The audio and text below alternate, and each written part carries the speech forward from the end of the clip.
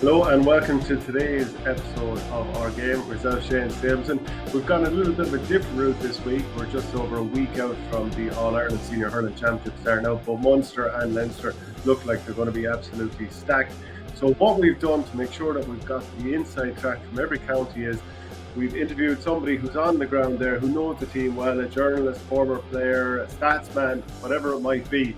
We're starting off on today's show with a variety of different guests. We have Cork journalist Eamon Murphy of the Cork Echo. We have former Kilkenny hurler and manager at Danesford and KCLR match commentator Adrian Ronan. We have Southeast Radio match commentator Liam Spratt. We have Tomás MacCarthy of WLR FM and the Waterford News and Star. We have Stephen Miller of Laois Today. We also have Shane O'Brien, who was a former manager of Westmeath for the past 2 seasons. He's going to be on the show. We've also got a big lineup for our other show where we'll preview Tipperary, Limerick, Clare FM, our Clare journalist Derek Lynch of Clare FM. We're going to have David Connors of the Tuam Herald, and we're going to have another name in from Dublin as well. So we've every single team covered. Get your comments in. Let us know how you think it will go. And let us know if the first 15 minutes they're going to be available for free. The rest, that will be on patreon.com/OurGame. That's the only place to see it. Also, YouTube members as well, they can also watch it there. So get your comments in as ever and let us know your thoughts on how you think it will go. The way the route Cork have gone down under Kingston for the last 2 years, he had different coaches, Christy O'Connor and Ger Cunningham, they're gone now. Is Pat Mulcahy more of a defensive, kind of minded coach. Noel Furlong has come up in the minors and things, but at the same time, they're still going with this philosophy of Coleman there, sweeping, offering an outlet, playmaking. They're not going to change it. You can't. You just can't. It's attractive to think of, we'll drop Joycey there in centre back. He's just turning 20 and he'll have a stormer, but it just it leaves him wide open. I mean, John Myler tried something similar, I suppose, back in 2019. He did try Tim O'Mahony as a centre back for most of the league. And then Tip gave Cork, not the scoreboard, but in terms of play, an awful trimming in that first match in Páirc Uí Chaoimh. And Tim O'Mahony was gone. He was only on the bench the next match, and he wasn't, eventually he worked his way back into the team, of course. It's very difficult, what I mean? That was Tim O'Mahony struggling, having had all the league matches. So I don't think you could do it to Joyce. Joyce has to start, but it's either midfielder at 7. Maybe you'll go back to putting Joyce into midfield as a defensive midfielder. That's what they had, in a number of league games, and it worked well. And maybe Millerick just as a marker. I suppose analysing Kilkenny and their defence, certainly the fines have been Blanchfield, Mikey Butler and Mikey Carey, to go along with then the Huey Lawlers, the Paddy Deegans and Tommy Welches. So that's a big change from Kilkenny that played last year in the All-Ireland semi-final against Cork. If you look at the league, we've made about 5 or 6 changes from the team that played Cork in last year's All-Ireland semi-final. So we've definitely learned from that defeat against Cork, and we've tried to add pace and I suppose add maybe just a variance. And the one I love, Shane, at the minute is people talk about the depth in panels and talk about how brilliant the Waterford depth in panel and the Waterford panel. If you go down through the first Kilkenny 24 players that played in the league and played last year, not too bad. Look, as you saw last Saturday night, Shane, it's hard not to get excited by this Waterford team at the moment, just the way they're playing, and also the fact that the strength and depth that they have at the moment. I mean, they've been missing key players throughout the league and also in the league final. Austin Gleeson and Jamie Barron weren't there, and they still put up 420. The goal scoring as well, that has been something that Mikey Beavens and Liam Cahill have been working on over the past 3 seasons, and you can see that off the shoulder running, breaking at pace, that's all coming to fruition now. 22 goals in the 7 matches, and Waterford are improving their goal rate year on year. I think 13 in the first year, 16 in the second year, 22 in year 3. So you can see that progression year on year, and I don't think there was any harm in Waterford winning the league. I mean, if you look down through the years for Waterford, good leagues usually mean good championships. When you look back at 98, 04 when they made finals, 07 when they won it, 2015 when they won it. But, there was that sense on Saturday night that while they were very happy to win the league, that there's still more to come.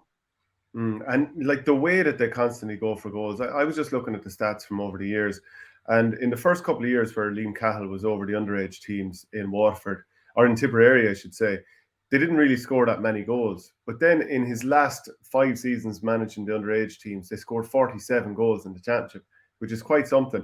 And if you look at the change in Waterford in the past couple of years, from 2010 to 2018, they averaged 22 points per game, 0-22. That dropped to 18 points in 2019. And if you go through the league, it shows average of something like 325, something in that neck of the woods. It's been incredible. It has, yeah, and you're right to mention the Tipperary underage setups that Liam Cahill was involved with. Like, I think his last year as Tipperary under 20 boss, they got 19 goals, I think, in 4 matches, including the 8 they got in the Nolan Park. So there is similarities, and you know, it was really evident from the start of the league that Waterford, you know, were going for the jugular. Yeah, I think Liam Ryan, who hasn't been playing as well as he can play, he set a standard for himself over the last number of years as a tough teak fullback who likes to grab the ball, get out and tear up the field and motivate the crowd and his team. We know what he can do, and I'm sure Darragh will be hoping that Liam can rediscover that form. I think Shane Reck was our best performer, or Damien Reck was our best performer. Matthew O'Hanlon has done enough to keep his place in the full-back line. I think Shane Reck will come into the equation, but I think Conor Devitt is a young man that has really shown good, tough teak defending in the games that he's played, and we were surprised he didn't get a start, and I think Conor Flood has to start. I think he has too much hurling. I'd nearly play him wing forward, but he'd probably be played wing back. He scored in every game that he played this year, and we were majorly surprised that he didn't start. I think Jack O'Connor might get a run in the backs. I think Jack's physical presence is needed somewhere in the team. I think Foddy Foley might start at centre back. So I'm thinking and plotting. And can you imagine what Darragh Egan and his selectors are going through at the moment, Shane? Yeah, no doubt about it. And if you're looking at that inside forward line, are we thinking that it's going to be like Rory O'Connor will come out at stages, definitely. But are we thinking that it's going to be Rory inside along with Conor McDonald, feed ball into them, let Liam McGovern drift back a little bit, and maybe Mikey Dwyer, who I think he wore number 11. He did the last day out against Watford. I don't think he's a half forward. I'd play him if I was going to play Mikey Dwyer. You'd have to play him close to goal. He's a threat. He'll always go around a player on a player's right, because he's predominantly left-handed. And I think he could be a threat inside. I think Rory will drift out anyway, because it's in Rory's nature to do it, to look for the ball. I think Liam McGovern might offer more in the forwards with his running game, and I think that Damien Reck could do a job in midfield. I'm joined now by Shane O'Brien to talk about Westmeath. Shane was over the team for 2 years, selector the previous year, winning the Joe McDonagh Cup in 2021.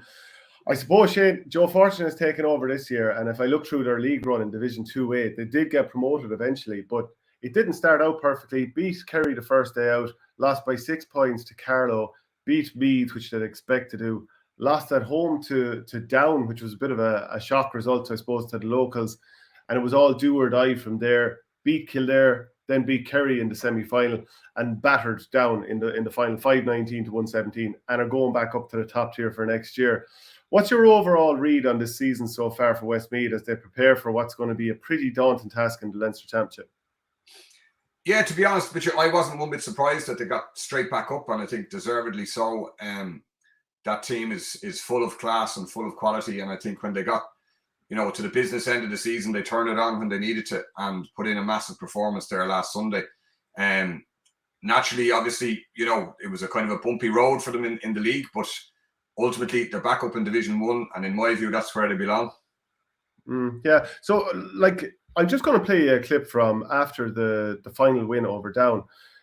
Joe Fortune was being asked about the difficult season that they had and the road that they had, and after the defeat to Down at home in Mullingar, obviously, that would have stung the reaction, and here's what he had to say. It hurt, because I think even some of our own doubted us then, what were Westmeath doing, and, who's this fella up managing them, and it hurt me personally. I stopped that day in Kinnegad going down the road, I'll be honest with you, and I questioned whether, I had the real backing of the county board and the players met together, and that really hurt me that day, but yeah, we needed a kick up the hole maybe. We needed a kick the arse to kind of really get us back on track again, and it was the players that led it. It wasn't nothing to do with me.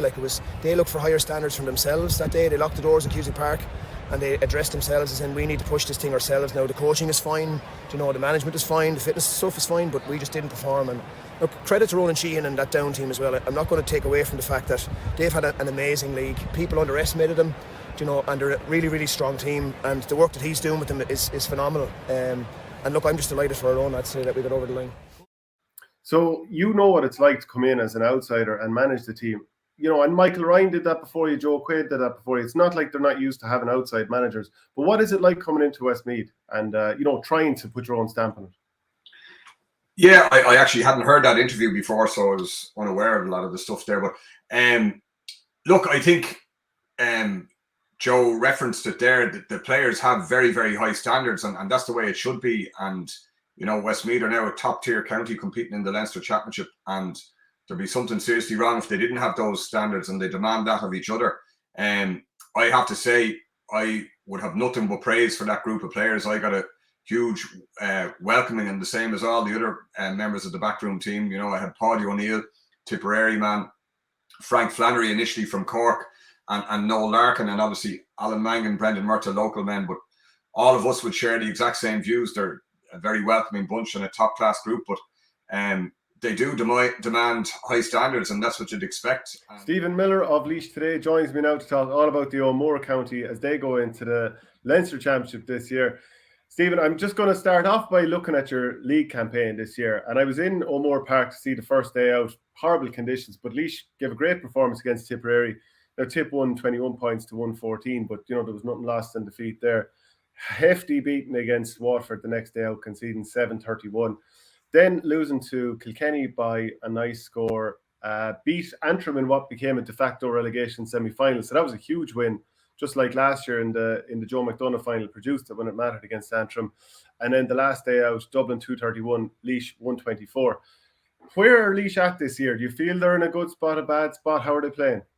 Yeah, look, it's still a bit hard to know. Like, obviously, the last 2 years were so COVID dominated that, like, you know, there was a change over a manager. Cheddar Plunkett only came in last year, and that was his first full year. Was a COVID. It was the second year of COVID. So the league, you know, we would have been looking to see could they take a scalp somewhere in the league. That didn't happen. But I suppose the main priority for Laois was to stay in Division 1, and you know, they did that. Like, Laois's consistency in beating the Antrims, Westmeaths, Carlows, Offaly of this world over the last 8-10 years. Like, next year will be Laois's 10th year in a row in Division 1. Like, they haven't managed to bridge the gap up to the next level, but they have managed to maintain their sort of status as the best of the rest, or sort of, you know, the best team outside the top tier counties.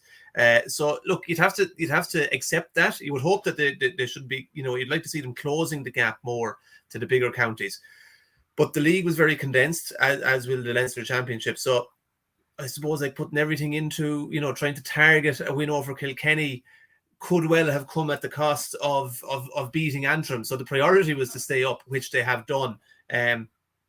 Though the team is relatively settled, you know, they have a reasonable crop of players in their mid to late 20s. You know, introduced a couple of new guys over the last couple of years. So by Laois standards, I think this is a decent crop of players. You know, there's a bit of quality on every line of the field, but like, they're facing into an absolutely grueling Leinster Championship campaign. Like, I think it's 1984 is the last time that Laois would have had such a run of games against the big counties. Like, that year they got to the Centenary Cup final, and they played the great Cork team in Croke Park in the Centenary Cup final that year, and they tried to get the opening round of Leinster Championship put back a week, and they played Kilkenny in Carlow. Kilkenny were going for 3 in a row that year. 15,000 people crammed into Dr. Cullen Park the following week. And Laois put up a decent fight, but there was no chance of them creating an ambush that day. So I reckon just looking back at the fixtures and results over the years, that, you know, they've Dublin away in their first game, they've Kilkenny away in their second game a week later, and then they're at home to Wexford the following week.